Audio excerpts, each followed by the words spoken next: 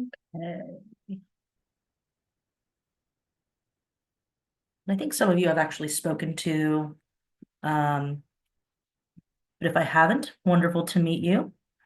Beautiful. Got it. This is good timing, Allison. We're going to be talking all about that. And one thing to just keep in mind, at the end, well, actually, yeah, at the end of this and in my follow-up emails, I'll send a booking link where we can get into more specific stuff, right? Obviously, a lot of this stuff is not one size fits all. Every student's circumstances are super different. So that's where a one-on-one consultation, hopefully is something where I can bridge the gap of anything I don't cover today. But yeah, let's go ahead and get started. Go ahead again. Thank you, Allison, for sharing grade level. Do we have is it other 12th graders? What do we have?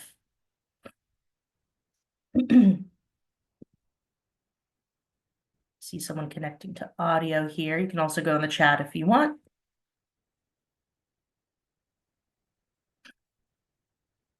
Okay, let's get started. Let us get started. I assume we are all on Seattle time here, Washington time.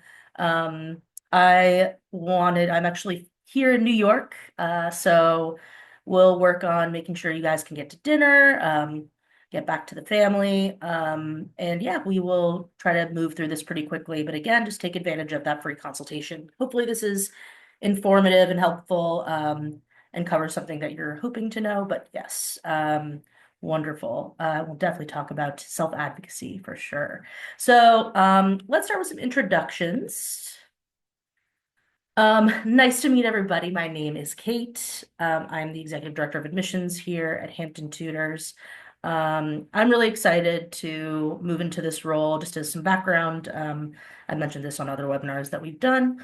Hampton Tutors and our partner Testive have combined forces. So I actually came to Hampton through Testive, where I run their college admissions advising department there. Testive is a test prep company, whereas obviously Hampton does a lot of academic coaching and support. So we've joined forces in order to hopefully build, a longer engagement with students. I think all of my favorite students that I've worked with and all my favorite case studies, the most impact that I've been able to have has been when I've worked with a student for a longer amount of time, right? It's just so much more gratifying to see them grow that way. You help them kind of like map out the entire pathway. It's just always much more successful. So, that said, I'll talk a little bit about my experience. So I'm coming to this role with, oh my gosh, it's kind of crazy. 13 years in college advising, coming up on 15. I began my role actually with a lot more writing coaching actually, where I was supporting students who were applying to top 20 super selective colleges with developing their application narratives. I was an English major and an artist, so I've always like enjoyed that creative storytelling part um, of like college applications. That's a really big core component of it for me. And helping students kind of figure out their overall value system, like the story, like their origin story. It's all just really fun stuff that a lot of students struggle with. And so, coaching them on how to reframe some of their obstacles, and also shout out some things that they might not think are really valuable to shout out, but are. That's been really the core of my experience. Until a couple years ago, I actually started working more on more mission-based kind of advising. So I ran a scholars program for 3 years. The goal was to coach students on not just college pathways, but on, postgraduate alternative pathways. And a part of that was also, supporting students in executive functioning. We had a whole executive functioning program. Um, and a large part of that work was also social emotional coaching, and teaching students how to advocate for themselves. A lot of students we worked with were underrepresented in New York City. So giving kids the tools basically to really push for their own success. And yeah, it was like a kind of fledgling program, but it was really, really gratifying.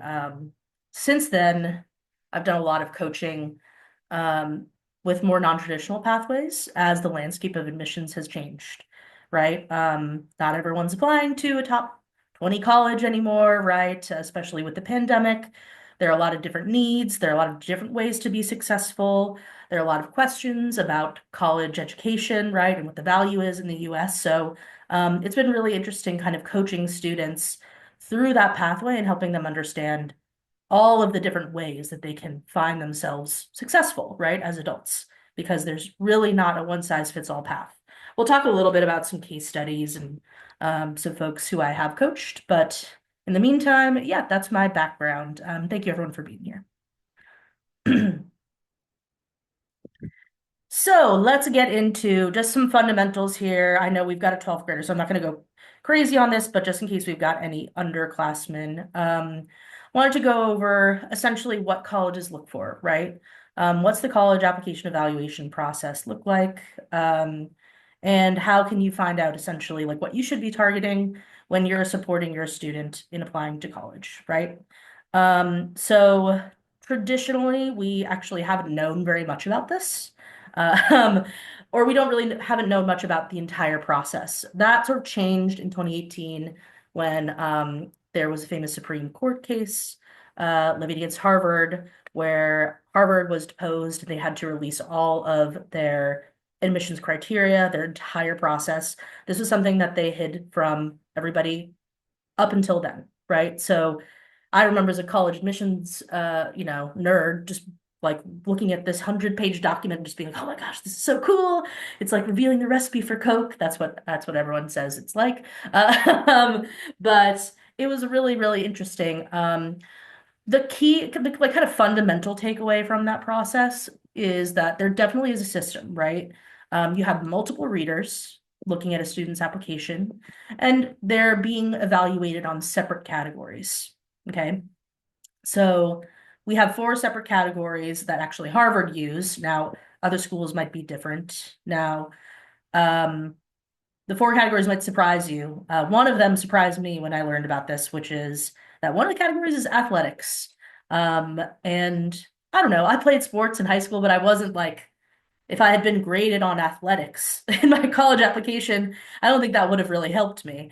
What they're referring to with athletics is specifically with Harvard, they say if a student is going to be a recruited athlete, then they score the highest possible score in the athletics category, and that ups their admissions chances. So recruitment for sports has always been a pretty big silver bullet when it comes to admissions.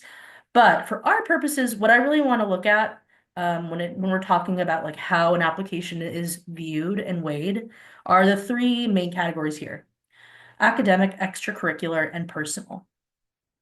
Um, Obviously, extracurricular and personal have quite a bit of overlap, right?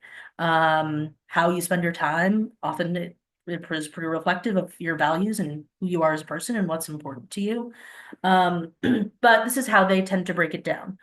In terms of the categories, how we kind of delineate extracurricular and personal is the following.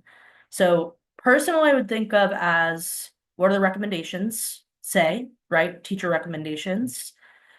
What are the essays? Like what's the student write about? What's the student care about? Um, and essentially any other kind of like soft factor. So the question behind a personal score that Harvard actually like released in that deposition was, what kind of roommate would this person be? So they would actually score a student based on how much it's really likability actually, and personal values. Like if they're a good person, if they would contribute on campus, that's the personal component. Obviously, like I said, essays are probably the biggest factor when it comes to the personal score, but it's something that I hope we all take as a really positive thing, because students who are neurodivergent or students who have had to overcome, a lot of obstacles in their education and maintain like getting accommodations.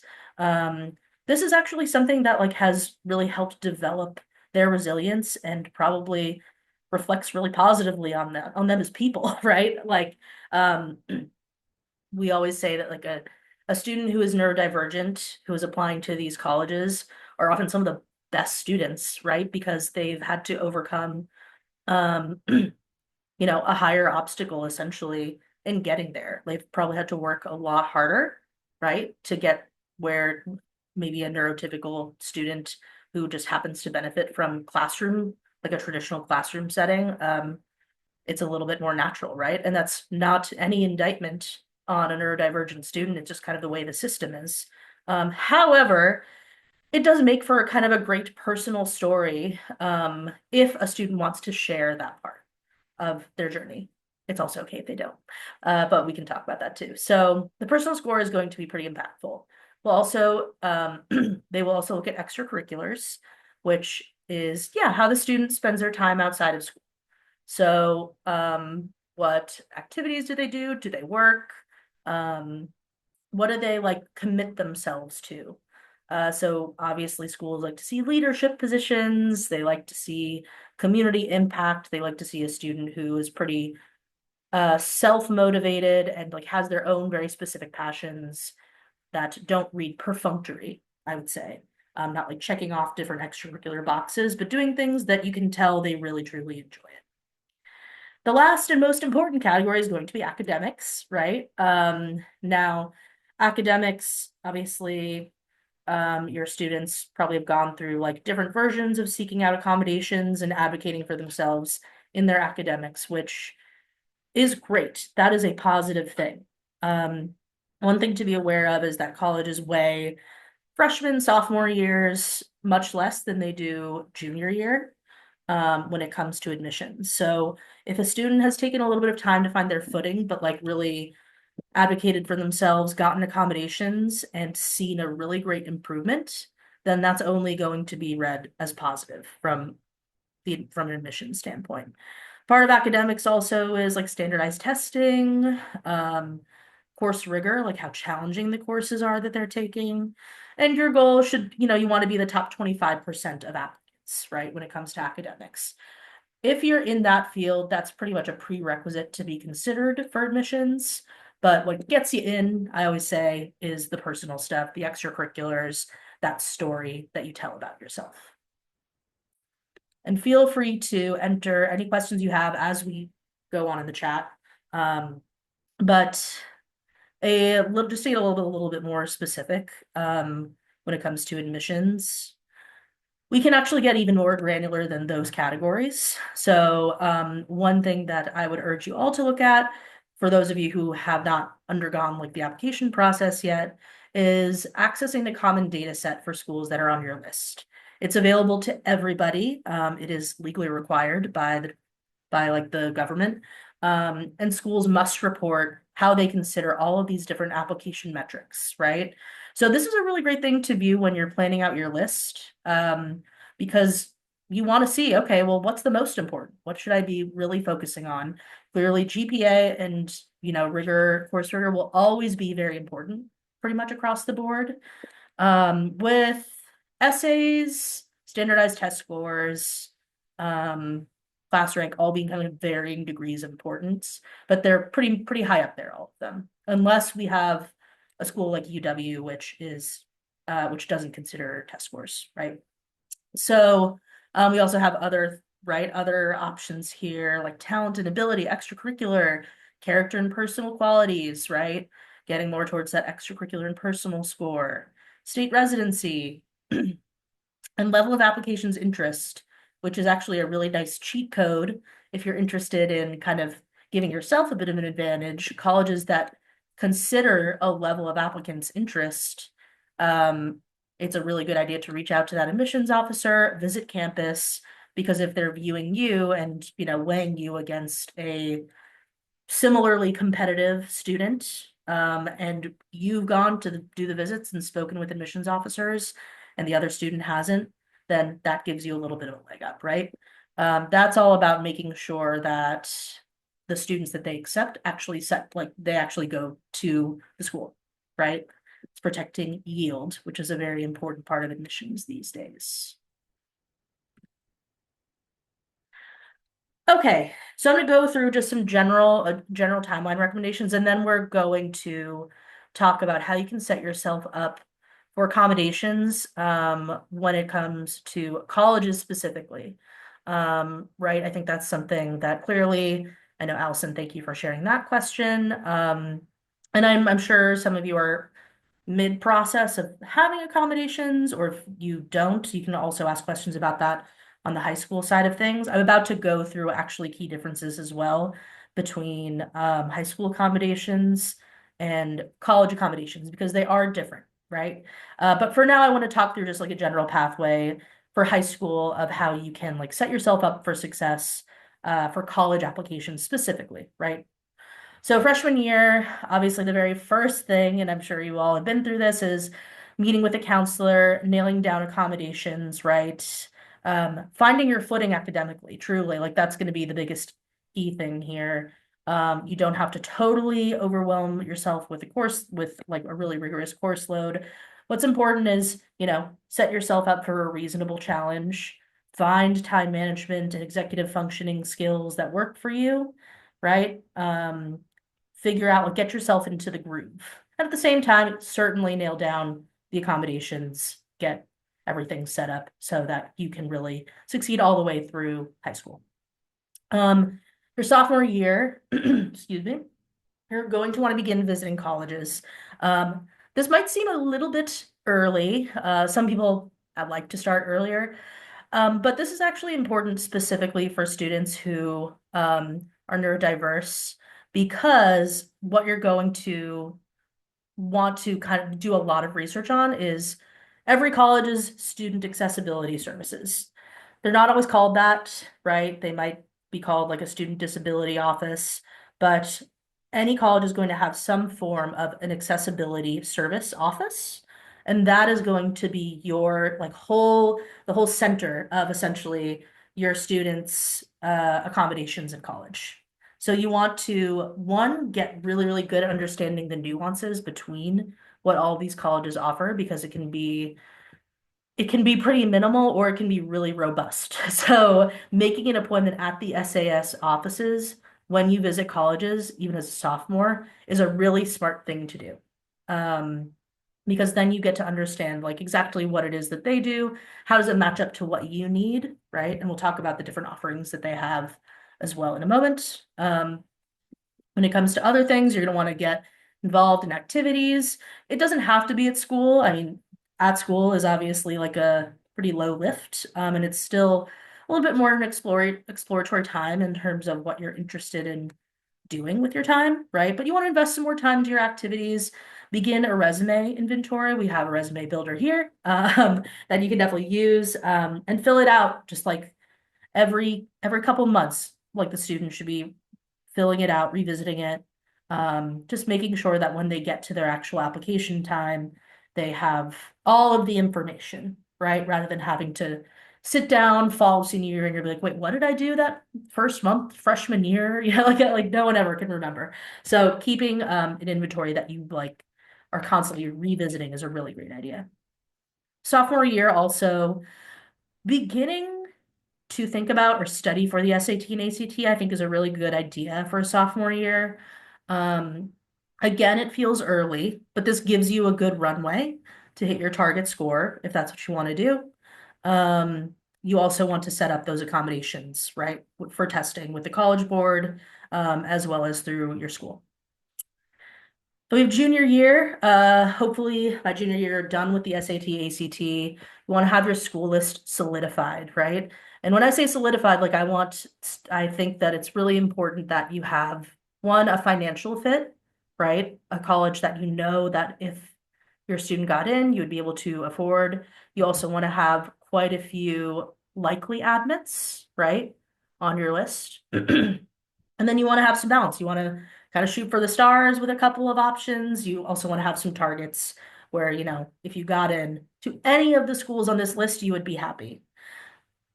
Part of that is also having a really keen understanding of that SAS office. Okay, and we'll talk about like what you should be looking out for in a moment. Um, you will want to plan your summer, which summer after junior year, obviously a lot is made of that. You want to be kind of like maxing out when it comes to your community involvement, what your activity is, kind of like that's the peak of the roller coaster, I would say, when it comes to activities, making sure you're on top of any leadership opportunities and activities. And then, yeah, demonstrating interest, right? Attend college information sessions, going to visit, like finalizing your visits, and then establishing where you're hoping to apply early, because that's a strategy unto itself. So then we'll get into junior year because this is where we get into the timeline, especially for our seniors. So when it comes to starting your senior year, the Common App, which parents you will become very familiar with if you haven't already. It hosts all of the most of the college applications, like the majority of college applications. There is kind of a main application that goes to every single school, which includes the main college essay, the personal statement, as I call it. And then there are supplements, right, that also go to schools that might ask more specific questions based on what the school wants to know about you, right? You get all the information on what those questions are on August 1st. And then you're basically reverse engineering. The earliest deadline can be rolling, which means some applications can open as early as September. Um, and you can apply by then and find out within a few weeks if you're in. That's rolling admission. Most students tend to target the November 1st early decision or early action deadline. You want to try to submit at least 2 weeks before the deadline. This becomes easier if you've been using the resume builder. We also have a ton of tools that that you can use to essentially templatize essays, like be much more efficient when it comes to how you do your essays, right? On average, an application, like a student applying to college has to do at least 15 essays. So there is definitely a strategy to making that easier and not reinventing the wheel with every single essay that you write. December and January, this is where you hit kind of a lull because your early schools are in and then you want to take a break. But if you take a break for too long, you're rushing to January 1st. So making sure that you're continuing like a weekly effort of submitting applications through this time after November is going to be really, really important. And then we're pretty close to this time, which is super exciting. But acceptances came out already. We're basically at the point where you're on enrollment deadline. So May 1st is when you have to decide where you're going to go, where your deposit goes, right? Which is a super exciting time. It's amazing. But key here is going to be once you are enrolled, I would urge you to make an immediate appointment with the college's SAS office and solidify those accommodations. Every college has different requirements on precisely what documentation they need. So, and it is up to the student to provide that documentation. This is a pretty key difference from high school, right? And we'll go into the nitty-gritty of the differences here. But this is something that your student is going to need a pretty long runway to be set up for accommodations come fall. So starting that right after May 1st, as soon as you know where you're going, setting up that initial meeting and getting just a timeline on what needs to be done. And as the parent, you want to kind of help walk them through that transition in the summer. And then it's time to let them fly, right? Like once they set foot on campus, they're going to be going in person to these meetings. They are going to be the contact person, right? Because they're 18 now and they're the adults. Uh, the SAS offices can't really contact the parents anymore. So it is definitely a really big difference. But let's get a little bit more specific about some comparisons, right? I thought this would be important to kind of go through because obviously for most of us, our experience is all, of getting accommodations through high school, right? And the laws around these accommodations are different, which means that the way accommodations like are attained in high school and college look different, right? So even just some language differences, right? For high school, the law says that education is a right. Fundamental alterations of programs and services are required. It is down to the school to make sure that those are set up, right? Which I'm sure has been your experience, everybody. The school has to do the assessments. They have to classify like the disabilities, right? So that's going to be super important. In college, that changes. So one, the big thing is that colleges, there's a bit of like there's a barrier to entry, right? Because colleges are only accepting quote unquote qualified students, students who they believe will be ready to be on their campus, right? So it's not everybody, it's just students that they accept, right? Education is an opportunity. Students have to meet that admissions criteria, and it is down to the student to identify their disability, right? It's not to identify the accommodation that they need, but they need to provide the documentation. If they do not, it is not the responsibility of the college to, you know, to do that. They're not going to be seeking the student out, right, to get them accommodations. It's very, very student driven. So this is why, again, doing that initial meeting is super important with the SAS office. They're going to tell you exactly what documentation is needed. And then, yeah, what you can do is kind of support your student in getting those documents, right? Have them like work with their service providers to fill out the documents together. But you certainly can be kind of behind the scenes driving, driving the progress, right? If they ever get overwhelmed or if you feel like if there's a lull in the progress of attaining accommodations in college. Any questions here? And this is the last big thing, which is that any required testing has to be paid for by the student. It won't always have to be that way. Sometimes the documentation is enough, but it's totally case by case. Okay, other differences. Um, so what else do we have? So yeah, the college accommodations are also much more interactive with the student, right? Um, whereas in high school, the school is collaborating with the parent and the student. Here, it's student and college. It's student in that SAS office. So the role of SAS is to respect the student's privacy and confidentiality, right? So the student has to be the one disclosing and seeking out all these different accommodations. If you set foot on campus and you already know all the different SAS services, then that's much easier to do, right? So the college is also not permitted to contact parents without student permission. Your student might give permission. In general, though, I think it's like a really good, it's a really good idea sorry, my cat's getting antsy. It's a really good idea for students to kind of drive this process. There are a couple of things that will really motivate the student to do that. One is going to be faculty notification letters. So through through the SAS office, um, students will basically go and it is their job ahead of every single semester to go to the SAS office and send a faculty notification letter to every teacher on their schedule. If you don't do it, you don't get accommodations for that class. So students learn their lesson pretty quickly when it comes to that, right? All it takes is like one class without accommodations, and then students tend to really change their tune. One thing that's really important to note is that these letters do not disclose the student's actual diagnosis, and the student does not need to share their diagnosis with the faculty member. Okay, so the whole goal of it is to tell the faculty member what the accommodations are that are needed. That is it. The student does not have to disclose to anyone but the head of the SAS office what their diagnosis is. Okay, so they're really protected in that way.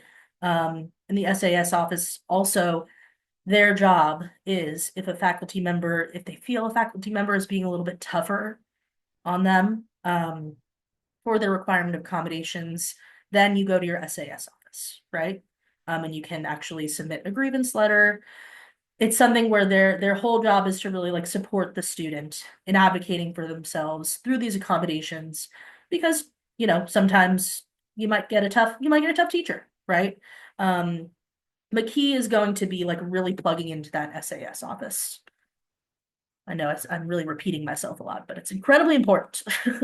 Okay, so let's talk about the different kinds of accommodations that you can attain in college. Like I said, every college is going to have some form of an SAS office, but it looks really different depending on the school. A lot of schools have really amazing programs. One that I would like shout out actually is the University of Denver LEP program. fully robust, like everything is free, incredible support, just like I think the most robust program I've seen. Landmark also is a great, I actually like that chart that I got from Landmark College. Uh, they are specifically for students with like different neurodivergencies. So they're a fabulous option in terms of the college too, that are like have tons and tons of support. Um, the kinds of accommodations that you can expect to have as a college student through SAS would be extra time on testing, obviously the big one, priority registration for courses, extra breaks. You can access private testing rooms. You can also get a reduced course load even in some cases, which is definitely something that like some students, depending on what their plans looked like in high school, right? They might be eligible for that. This is also uh this also goes to housing and accommodations, right? Students who are connected with a great SAS office, they might be actually like it might be suggested that they get more centrally located in a dorm, like in dorm housing. They not might like have a limit on how many roommates they can have, or a private bathroom, emotional support animals, quiet housing, anything that is essentially suggested in their accommodations, that is also accessible. I remember going to college um and I felt incredibly overwhelmed just at the size of my campus. Um, to the point that like even this idea of accessing laundry in a building, like it becomes such a big deal when you are a freshman. Any little bit that eases your transition is something that a student should really go after. And this is where these accommodations can really kind of change the game for students, rather than having to like run around and lug their laundry and things that can get really overwhelming, right? The students can start to feel paralyzed. College accommodations can actually support with that if the student just knows to ask for it. Additionally, there are some tutoring services as well that SAS programs offer. Some programs offer academic counseling, so like executive functioning support, making sure the student is also staying on top of all of their tasks, not just their assignments, right? So tons of great options there, as well as transition workshops. So summer orientations, and even career transition workshops for senior year, right? So tons of amazing stuff. I think part of the rub with this stuff is that some people don't know to access it, right? So this is where just talking to your office is going to be super important. When it comes to looking for the right fit in a college. Some things to just think about if your student is neurodivergent, that is recommended by a lot of professionals, like a lot of folks who have decades of experience in working with students with neurodivergencies. The biggest recommendation is actually looking at campus size and student faculty ratio. So imagine you have gone to high school, you've had these accommodations, you've like really benefited from a lot of that one-to-one time of working with a counselor or like working with your teacher or getting tutoring. What you don't want to do is then get like set foot onto like a 30,000 person campus, right? And have to take a 300 person STEM course that's super challenging, right? That feels like a higher barrier to entry in terms of you being successful because it's such a different thing than what you might be used to. Um, so anything, one student faculty ratio is going to be key. A lot of colleges, Landmark is an example of a college that has really, really small average class size. And that's something that just makes it easier for a student to like have that one-on-one time with the teacher and also access more resources, right, that are on campus. So even just again, I was saying, having a smaller, literally physically smaller campus can make it more manageable. Um, Additionally, academic support, not even just the SAS office, programs that have like transition counseling. Some schools have their own actually like paid supplementary program. So you want to also, when you're looking for what the academic support is, make sure, I mean, if you want to invest, right, in that extra charge for additional support for a student, that's great. But obviously you just want to make sure like, okay, how much does that cost, right? Because you can sometimes people can think that it's like a baked in part of the program, but then get hit with the bill, right? And then that's never a fun surprise. So making sure which services have a fee, which don't. But usually you'll be able to find some free resources and take advantage of those. Finally, overall fit. Uh, again, this is all so not one size fits all. Um, maybe a student needs to be like near nature in order to feel successful, right? Like you kind of are, as a parent and a student, you're the ones who know that, right? So what you want to do is if you work with an advisor, or work with your, college counselor in high school, provide those sorry, that's my cat's paw. Provide those kind of important needs that are more emotional as well. Not even just like, oh, was the major fit. Have they felt at home on campus? Is there anything in terms of like, an important thing that helped me a lot when I was in college was having mental health resources and mental health center. Obviously we know like the biggest secondary uh diagnosis that a neurodivergent student can have is a mental health diagnosis, right? So what do they have in terms of that to make sure a student is physically and mentally healthy and obviously can access the academic support that they need? Any questions? Okay, we're almost getting there.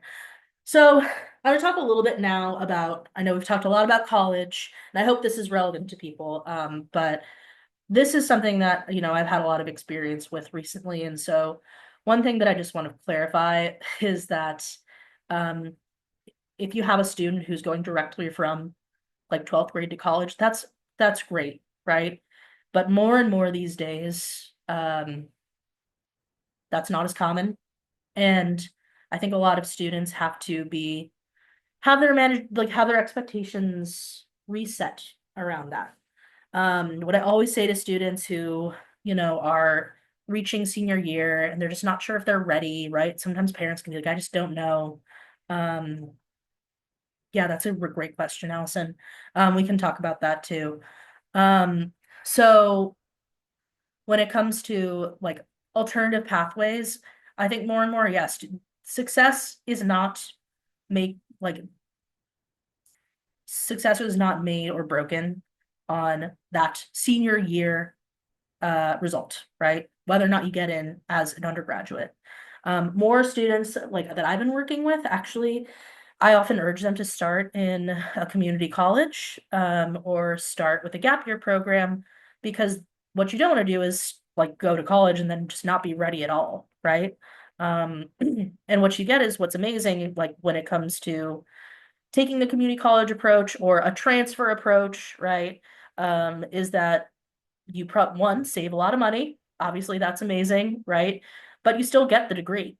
Like you get kind of the name brand degree. So that's a really great option. Also, just to be totally like a little on a more cynical note, transfer acceptance rates are much higher typically. That could change in the future, but right now that is the case. So, yeah, there are quite a few options, but I think for your student, there are many, many choices that they can make and many alternative pathways that they can take that could lead up to like a 4-year degree, but don't have to. Um, and I'm going to talk about trade schools too, but gap year is a good thing to talk about. And I know it is pretty difficult to kind of delineate. Like I've helped students with that as well, look into it. One thing I'll say is you don't necessarily need to do a formal program to have a great gap year. Sometimes it's just as like effective to have a student just get a job, right? Work on some independent projects, take some college level courses, right? That is still a great gap year as long as it aligns with what they're really interested in. Allison, I think if we're not going to meet, go ahead and email me some of the programs that you're interested in, and I can talk you through them. because it is a little bit of a tough one. But I've had partners, um, and I have some really good resources that I can send to you as well that go through some metrics of what to look for a great gap year. Um, yeah, the thing you want to avoid is definitely like uh something that is not as selective. The general key for anything that's sort of an activity. This has to do with summer programs, any paid programs. Okay, great, Amy. Yeah, I can definitely send you all some stuff. Any program that is um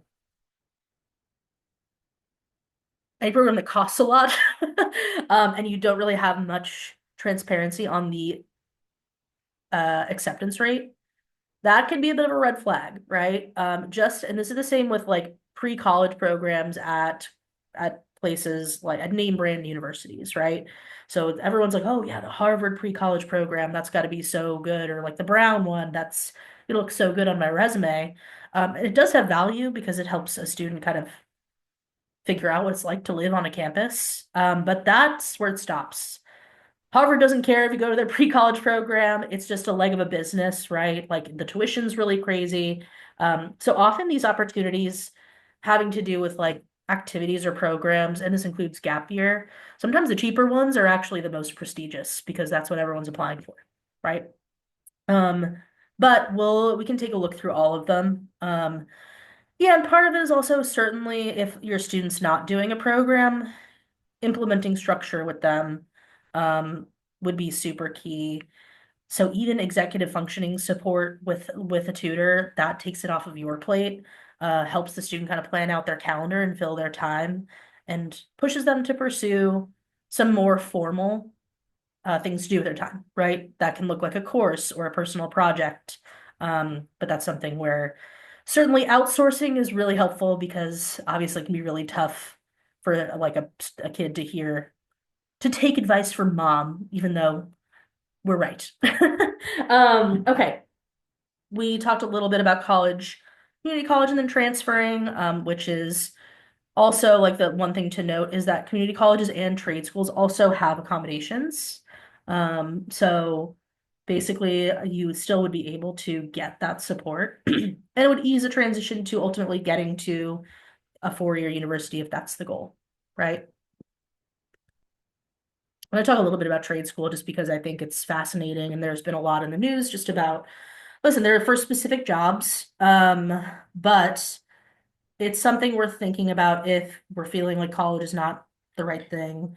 Um, I know that I'm the executive director of admissions here, but the more that I do this job, the more that I really have opened my eyes to like the return on investment of postgraduate education. There's certainly some scenarios where trade school is probably a better fit because of the timeline, right? You spend less time getting that certification.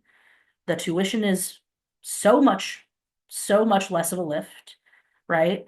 And you are starting with a pretty high salary, right? As opposed to like there are definitely students who go into a four-year program. I mean, listen, I was an English major, so it took me a little while to get my return on investment, certainly.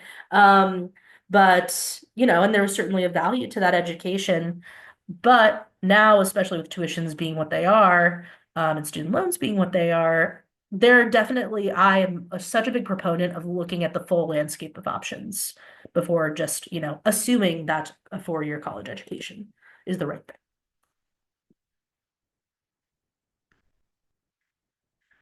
Okay, we're gonna actually end with just a short case study and then we're actually on good on time. A short case study. This is a student that I worked with, well, I'm working with actually, who he just got into Fordham and Rutgers business schools. Um, and I wanted this to share this honestly because it's a great testimony to anyone who is like has a student who is kind of nearing the end of high school and you're just a little bit like, I don't know, like if they're ready or you're feeling a little level of uncertainty about what that pathway looks like. I think with a good advocate for you, you can still find your way there. And this student really like completely turned things around.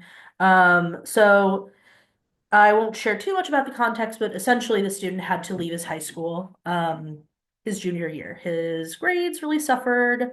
He was no longer in an environment where he was going to be able to be successful. Um, and so the family came to me and said, like, what do we do? What do we do? Like, we just have no idea, like, should we do a GED or should he go back to the high school and just kind of tough it out? And what we landed on was no, like you shouldn't go back to an environment that's not going to allow you to be the most successful that you can be, right?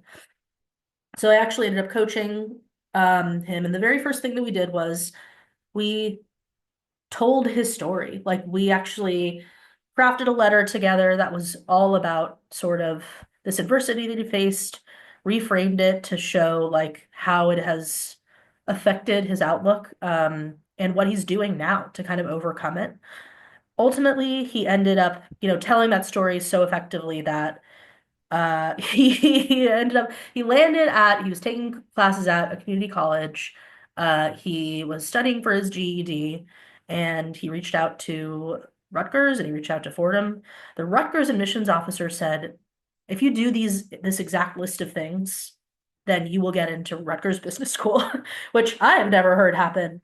But I think because of his story, like the power of his story and sort of owning how he turned it around. I think that was really effective. His grades were amazing in the community college environment. And so that reflected really well.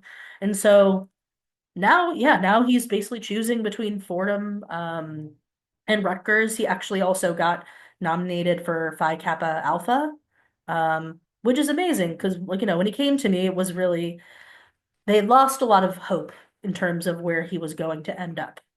So just showing that, if you are not coming from a place of, oh, he has to go to college right away, right? He has to go to a 4-year school right away, and just meeting a student where they are in terms of like what they're able to do, then you get a much better outcome and product, right? Like you end up getting where you're supposed to go.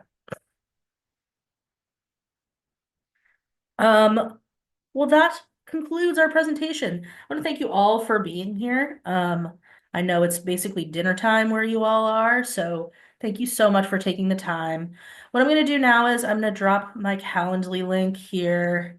I obviously want to leave some time for questions. We've got about 15 minutes. But what you all can gain, and this is something for everyone asking about gap years. Um, we'll definitely we can definitely meet and talk about them. But let me get you my Calendly link. And what I'm offering is essentially an hour to kind of review your student's entire holistic profile.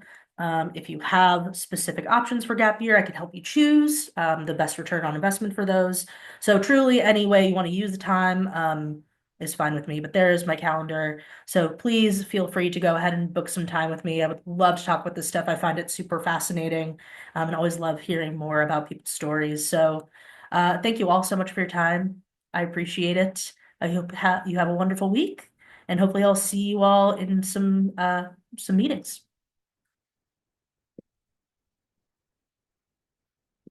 Everyone have a lovely night. Thank you. Thanks, Kate. Bye. Bye.